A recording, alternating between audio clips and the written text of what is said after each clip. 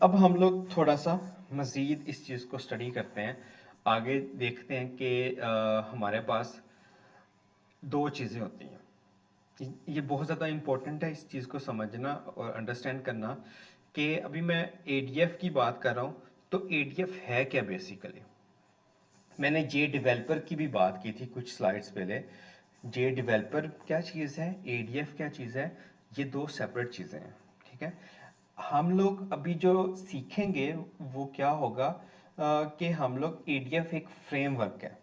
ठीक है, इस फ्रेमवर्क ये स्टैंड जो एप्लीकेशन डेवलपमेंट फ्रेमवर्क है, इसको हम लोग इम्प्लीमेंट करते हैं जे डेवलपर के थ्रू।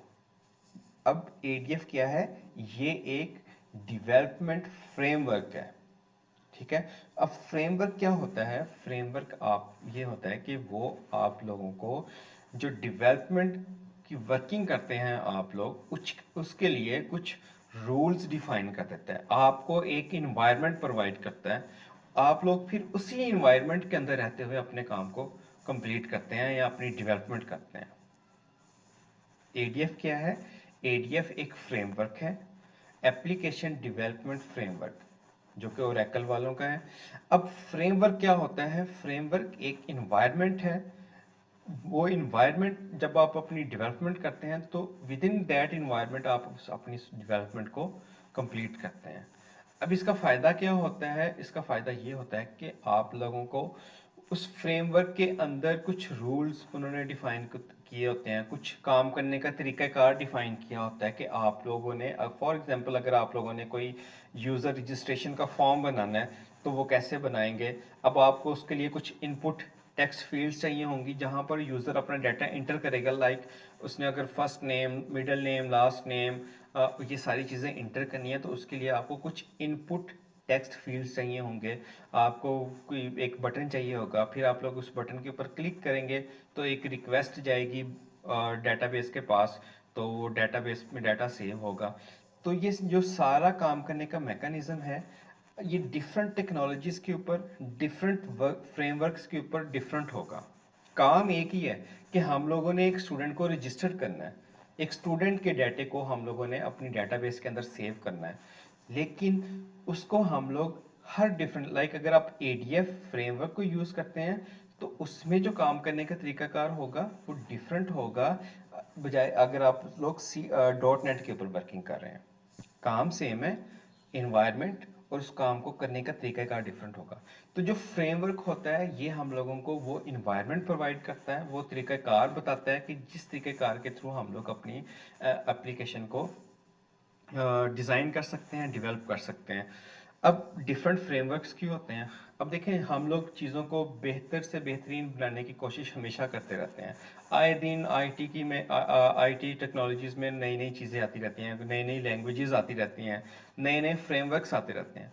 तो वो क्या होता है कि आपकी जो उस उन सारी इम्प्रूवमेंट्स का जो पर्पज़ होता है वो ये होता है कि मिनिमम इनपुट के थ्रू मैक्सिमम आउटपुट लेना, कि जो यूज़र की जो टाइम है, जो उसकी एफर्ट है, जो वर्क है वो कम हो और जो उसकी आउटपुट हो वो मैक्सिमम हो। तो ये इन चीज़ों को अचीव करने के लिए डिफरेंट फ्रेमवर्क्स होते हैं, वो डिफरेंट इन्वायरमेंट्स प्रोवाइड करते हैं, फिर उन इन्वायरमेंट्स के ऊपर हम लोग वो सारी चीज़ें कर सकते हैं। जब हम लोगों ने आप लोग जब स्टूडेंट थे या जब मैं भी स्टूडेंट था तो क्या होता था कि जब टीचर कोई भी हम लोगों को असाइनमेंट देता था जावा की, तो उसमें हम लोग नोट पैड के ऊपर कोडिंग करते हैं। फिर क्या हुआ, नेट बीन्स को यूज़ करना शुरू कर दिया, हमारे पास टूल्स आ गए हैं। अगर आप लोग कोई गलत डाटा इंट को स्ट्रिंग असाइन कर रहे हैं तो वो आप लोगों को उधर ही एरर दे देगा, जबकि नोट पैड के ऊपर जब आप लोग उस चीज़ को कंपाइल करेंगे तो तब वो आप लोगों को वो एरर्स दिखाता है। तो ये जो फ्रेमवर्क्स होते हैं या टूल्स होते हैं, इनका पर्पस क्या होता है कि ये आपकी एफर्ट कम से कम लगे और जो आउटपुट है वो मैक्सिमम हो। अच्छा, अभी हम लोग सिर्फ फ्रेमवर्क की बात कर रहे हैं, टूल का मैं आपको बाद में बताऊंगा। तो फ्रेमवर्क क्या काम करता है, हम लोगों को वो इन्वायरमेंट प्रोवाइड करता है उस इन्वायरमेंट के अंदर रहते हुए हम लोग अपनी डेवलपमेंट करते हैं, और उस फ्रेमवर्क का ये हम लोगों को रूल्स एंड रेगुलेशन बता देता है, वो सारी चीज़ें बता देता है। अच्छा, एक फ्रेमवर्क की एग्जांपल मैं और देता हूँ आप लोगों को। लाइक अगर हम लोगों ने अपने घर की कंस्ट्रक्शन करवानी हो तो क्या करते हैं हम लोग?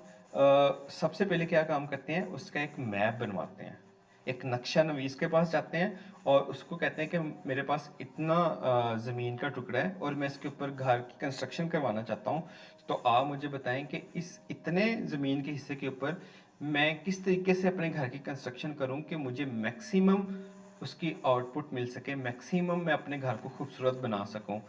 तो वो क्या काम करता है, क्योंकि उसको इस काम में एक्सपीरियंस होता है, वो आपको मैप के ऊपर आपके ज़मीन के लिए एक जो नक्शा होता है या जो घर की कंस्ट्रक्शन का किस तरीके से करना चाहिए, वो सारी चीज़ें आपको बता देता है कि आपके कौन से रूम का कितना साइज़ होगा, ड्राइंग रूम का साइज़ क्या होगा, किचन का साइज़ क्या होगा।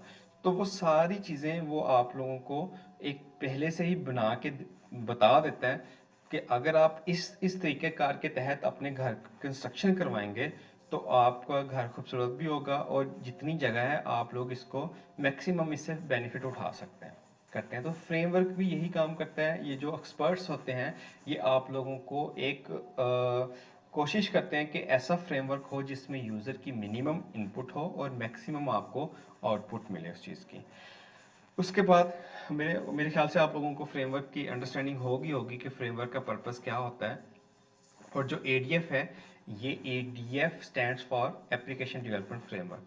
अच्छा, यहाँ पर हम लोगों को जो कोर लैंग्वेज है वो जावा है, तो हम लोग जावा यूज़ करेंगे। लेकिन इसका ये मतलब नहीं है कि अगर आपने पहले जावा पे वर्किंग नहीं की हुई तो आप लोग एडीएफ के ऊपर वर्किंग नहीं कर सकते। बहुत आसान है। अगर आप लोगों ने किसी भी प्रोग्रामिंग लैंग्वेज में वर्किंग की हुई है, आपको थोड़ा बहुत प्रोग्रामिंग का एक्सपीरियंस है, तो आप बड़ी आसानी के साथ यहाँ पर भी इसको यूज़ कर सकते हैं।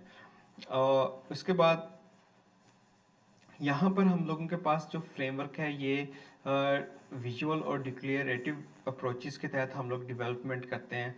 और हम लोग ये देखते हैं कि हम लोग बहुत सारे कंपोनेंट्स, बहुत सारी जो चीज़ें होती हैं वो जस्ट ड्रैग एंड ड्रॉप करके हम लोग अपनी एप्लीकेशन को डेवलप करेंगे। तो ये बाद में हम लोग देखेंगे कि जब हम लोग इसके ऊपर प्रॉपर वर्किंग स्टार्ट करेंगे तो उस तरीके में हम लोग देखेंगे कि कैसे हम लोग ये चीज़ें यूज़ कर सकते हैं। फिर है end to end application framework. इस चीज़ का क्या मतलब है? End to end application framework का मतलब ये है कि आप लोग अपनी एप्लीकेशन को ज़ीरो से स्टार्ट करके एंड पॉइंट तक उसको कंप्लीट कर सकते हैं, और एंड पॉइंट तक उसको सर्वर के ऊपर डिप्लॉय करके एंड यूज़र को उस चीज़ को यूज़ कर सकता है। ये सारे के सारे काम हम लोग एडीएफ फ्रेमवर्क के अंदर रहते हुए ही करेंगे। हम लोगों को कोई और सेपरेट टूल या किसी और चीज़ की ज़रूरत नहीं पड़ेगी। फिर हम लोग जो हम एडीएफ है, हम लोग इसको डिफरेंट डेटाबेसेस के साथ भी कनेक्ट कर सकते हैं। ठीक है, डेटाबेस ओरेकल भी हो सकती है जो कि हम लोग इस कोर्स के लिए यूज़ करेंगे। उसके अलावा माई सीक्वल माइक्रोसॉफ्ट की है, DB2 है। तो डिफरेंट डेटाबेसेस के साथ हम लोग इसको कनेक्ट कर सकते हैं, लेकिन इस कोर्स के लिए हम लोग ओरेकल को यूज़ करेंगे। ठीक है, उसके बाद ये can deploy dot EAR file on WebLogic and GlassFish server. अब ये डॉट EAR फाइल क्या होती है थोड़ा सा मैं बताऊंगा, लेकिन बाद में आप लोगों को इस चीज़ का ज़्यादा क्लियर हो जाएगा जब हम लोग एप्लीकेशन को बनाएंगे। जब हम लोग एप्लीकेशन को बनाते हैं तो हम लोग उसको सर्वर के ऊपर डिप्लॉय करने के लिए उसकी एक डिप्लॉयमेंट फाइल बनाते हैं। ठीक है, जैसे हम लोग अगर जावा के अंदर कोड को कंपाइल करने के लिए तो उसकी सबसे पहले डॉट क्लास फाइल बनती है, फिर वो कंपाइल होती है। तो यहाँ पर भी हम लोग जब उस एप्लीकेशन को हम लोगों ने बना ली, उस एप्लीकेशन को सर्वर के ऊपर डिप्लॉय करने के लिए उसकी एक डिप्लॉयमेंट फाइल बनती है, जो उसकी एक्सटेंशन होती है उसको हम लोग डॉट EAR कहते हैं। ठीक है, फॉर एग्जांपल मेरी एप्लीकेशन है हॉस्पिटल मैनेजमेंट या फिर स्कूल मैनेजमेंट, तो मैं उसको क्या कहूँगा, school management dot EAR file. ये वो फाइल होगी जो कि हम लोग सर्वर के ऊपर डिप्लॉय करेंगे। वैसे तो एक एप्लीकेशन के अंदर मल्टीपल टाइप्स की फाइल्स होती हैं। लाइक अगर मैं जावा बनाता हूँ तो उसकी डॉट जावा के नाम से होगी। अगर मैं कोई XML फाइल बनाता हूँ, मैं कोई और भी बहुत सारी फाइल्स की टाइप होंगी इसमें। लेकिन डॉट EAR फाइल जो एक्सटेंशन होगी उसका पर्पज़ ये होगा कि हम लोग इसको किसी ना किसी सर्वर के ऊपर डिप्लॉय करना चाहते हैं। अब दूसरी बात ये कि सर्वर कौन सा हम लोग यूज़ कर सकते हैं, तो हम लोग वेबलॉजिक भी यूज़ कर सकते हैं, ग्लासफिश भी यूज़ कर सकते हैं, टॉमकैट भी यूज़ कर सकते हैं। तो लेकिन हम इस कोर्स के लिए मैं वेबलॉजिक सर्वर को यूज़ करूँगा, जो कि इंटीग्रेटेड होता है जब हम लोग जे डेवलपर को इंस्टॉल करते हैं उसके साथ। तो उसमें आसानी ये होती है कि आप लोगों को उसके इन्वायरमेंट का पता होता है और उसको आप लोग आसानी के साथ कोई भी डेवलपमेंट फेज़ के अंदर ही उसकी टेस्टिंग भी कर सकते हैं। जब वो कंप्लीट हो जाए तो एट द एंड आप अपनी एप्लीकेशन की डिप्लॉयमेंट फाइल बनाते हैं। उस फाइल की एक्सटेंशन क्या होगी, .EAR, और फिर हम लोग उसको सर्वर के ऊपर डिप्लॉय कर देते हैं।